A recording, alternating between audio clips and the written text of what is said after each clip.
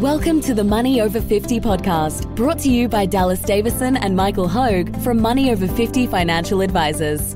This information is general in nature and does not take into account your objectives, financial situation, or needs. Therefore, you should consider whether the information is appropriate for you and your personal circumstances. If you require personal advice, please contact Money Over 50 Financial Advisors.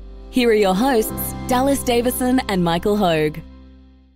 Welcome to Money Over 50 with Dallas and Michael. Possessions or experiences? Question mark. Thanks, Michael. This sort of flowed a bit off another podcast. We've talked about, money as a medium for transferring work and enterprise into possessions and experiences. And so that breakdown into possessions and experiences. Mm. I actually really like that terminology, as that is all. Those are the only two things that you can spend money on. Mm. Those are the only two buckets of money that you can spend. It's like the old. There's two types of people in this world. Like that exactly. Saying. So there's two types of things in this world: possessions or experiences. Like that. Yep. That you can exchange the energy source that we know money to be. Yep. For either possessions or experiences. Yeah. And I think, there's so possessions including, consumable possessions. Like if I buy food, that's I have to possess that in order to consume it. So possessions includes all of the things that you then are consuming immediately, or that you are, consuming over the next 30 years. So that's, I think, an interesting one to start grouping that possessions into. If I buy a bag of spinach, and if I buy a house, those are both possessions. Mm. And I've talked before about this many times when it comes to houses, is that a house is a consumption item. And it's a hill that I'm willing to die on, and I know this now because I own a house. It's a constant battle against entropy. So it is. In the same way that you need to buy that bag of spinach in order to eat that, to keep yourself healthy, you need to buy a house. Well, you need a house. You need shelter from the elements. Shelter. Otherwise you will die. So that's the point that I make there, and the reason that I want to clarify that is that this isn't a black and white right or wrong answer. So we've talked before many times about how we tend to think that we value experiences as a rule more than possessions, and most of our clients and most people that we talk to, what they really want is experiences, and if they're not careful, they get sidetracked on spending money on possessions instead. But it's important to note that possessions, you can't just spend money on experiences. That's not how it works. You have to. There are some things that you have to buy just in order to keep body and soul together.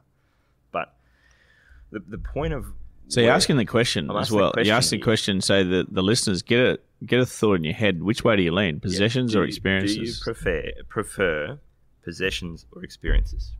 And now, so just a quick example on that. Do you prefer to buy tech equipment, for example, like the latest cameras and phones and all that, or do you prefer to travel? Yeah, like that's a good example there. So which side do you lean towards? Do you prefer to have a new car every 3 years, or do you prefer to go out to dinner once a week?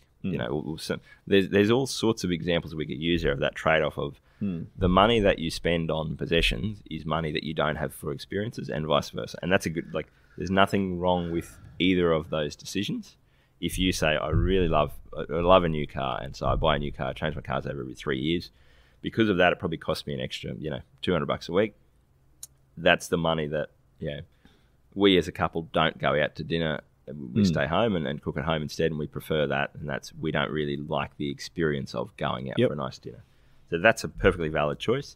Saying we don't care about cars and we really like going out to nice restaurants and having a nice meal every week, and that's a really, a ritual. It's an important part of our life. That is also a perfectly valid choice.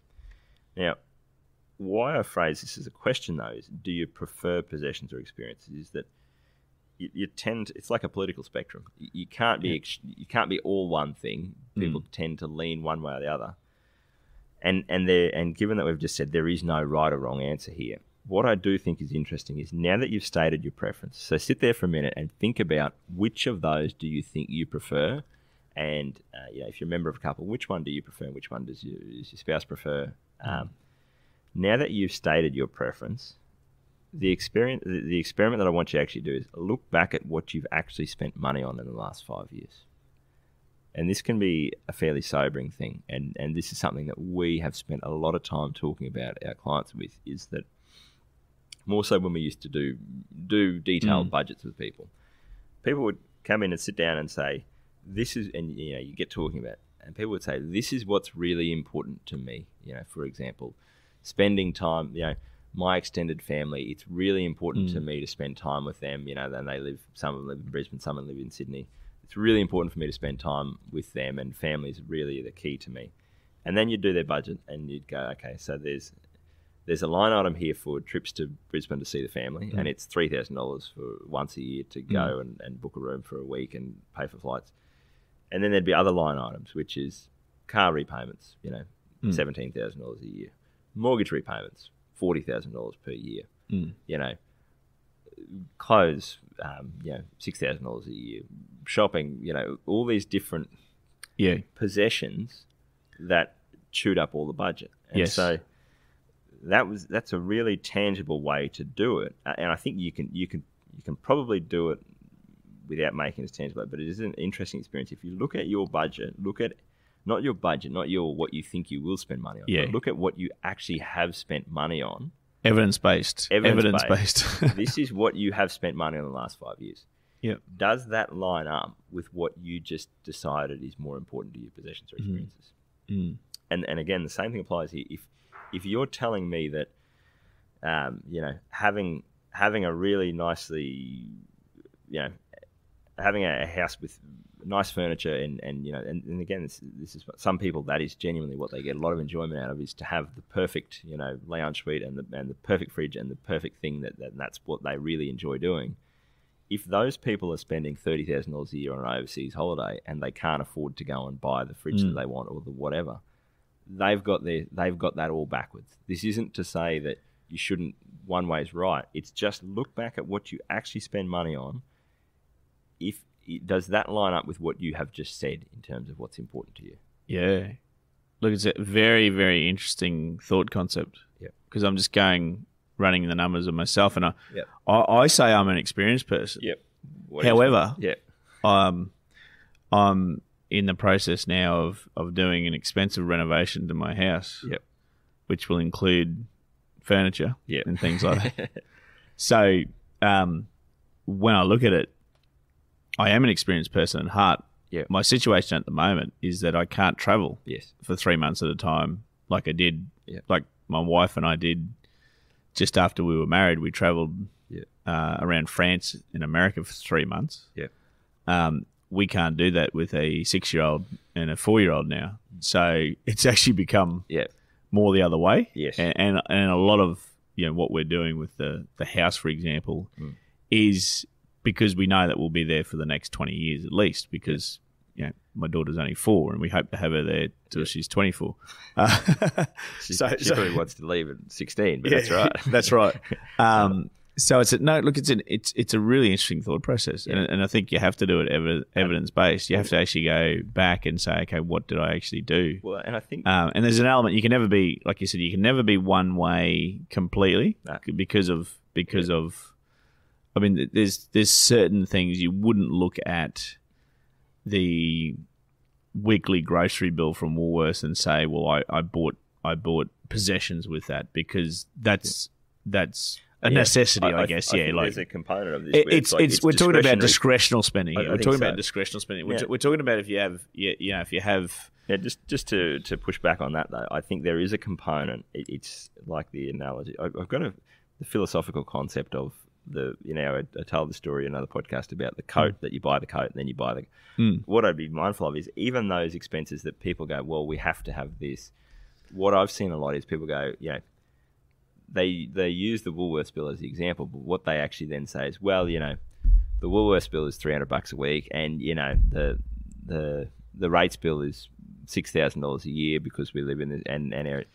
Yeah. And everything's actually a bit more expensive. So the Woolworths bill that's $400 a week probably could actually be $300. It's just that they spend money on things that there's an element of all of that. Yeah, like so clothing's another good example. So you need clothes. Of course, everyone needs clothes, but like you can take it to extremes. There's an element of basic those of basic necessities, and then there's an element potentially of discretional spending. That's right, and that's where I think it gets really interesting and messy is to realise that. So, I'm sitting here wearing an R.M. Williams polo shirt.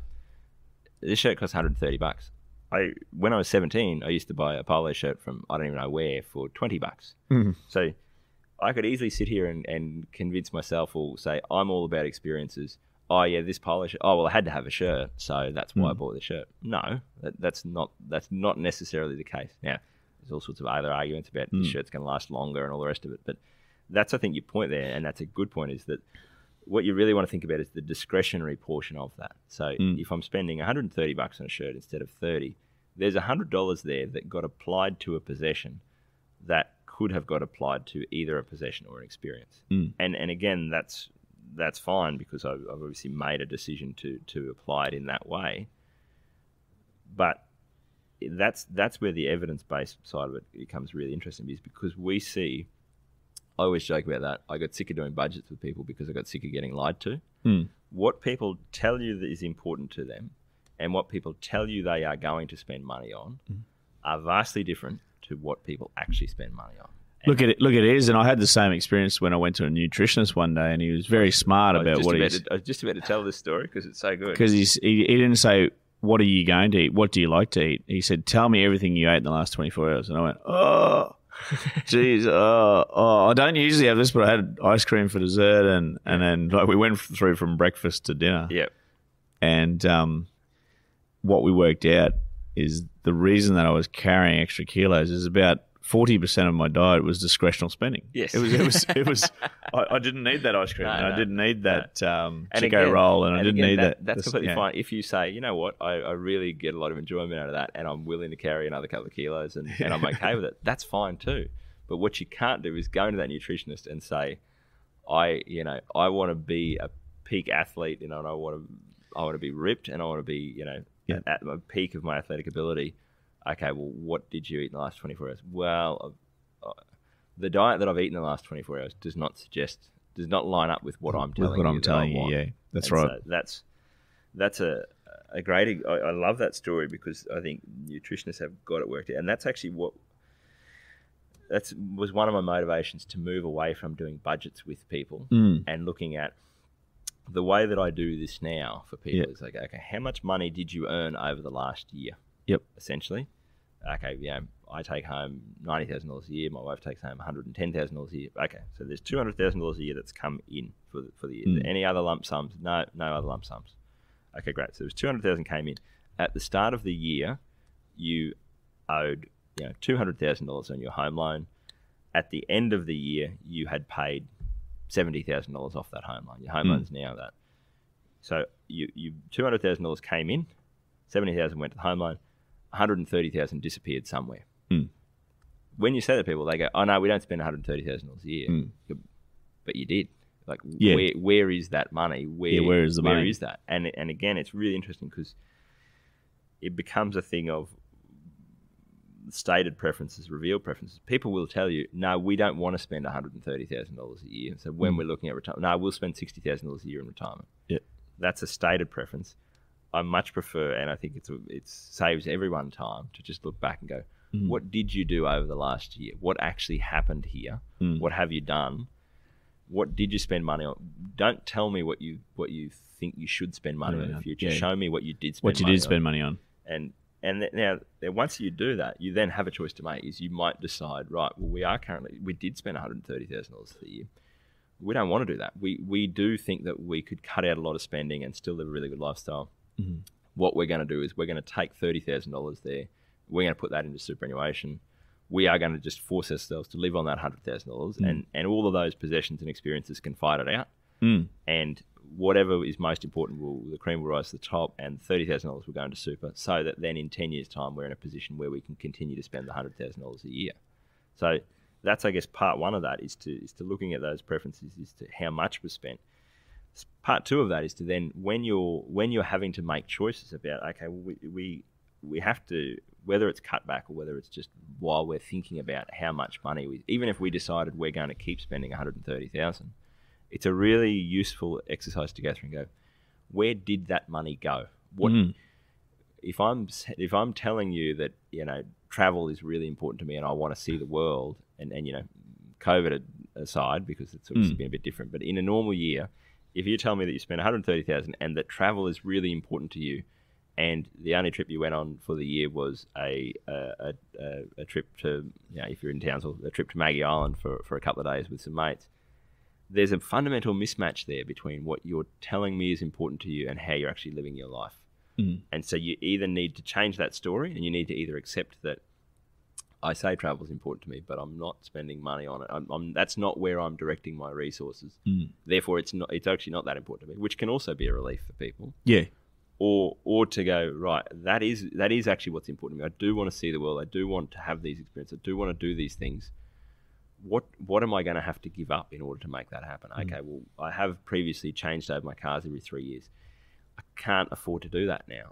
I don't want that new car as much as I want that overseas holiday, and I need to actually make a decision now so that the future years look different to how the past years looked. Episode 3, drive a $15,000 car to draw an extra $717,000 during retirement. You never miss a chance to plug it. It was one of the all-time hits of Money Over 50 podcast. I think the download numbers on it are through the roof. The sound quality is through the floor, and the download numbers are through the roof. Episode number 3, we certainly didn't have the sound quality worked out as well as we do have now. But a really good example there of that thing of, you know, because this sort of sounds a bit depressing sometimes. You go, look back at what you did spend money on, and that's who you are. But that's the beauty of being a human being, is that we have the ability to project into the future and go, well, that's what I have done in the past. That's what I have done. I have the ability to change that now. I need to be aware of what's happened. I need to really look at what did I actually do, and what is the evidence-based proof of that. Yep. But we can make a change. We can then do that. And that's a good example of one where you can listen to that podcast and go, well, if I say that something else is more important to me, you know, how can I potentially make some of those things happen?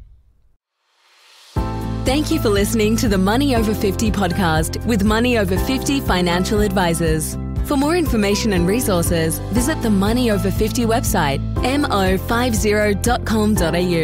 We look forward to catching up again soon.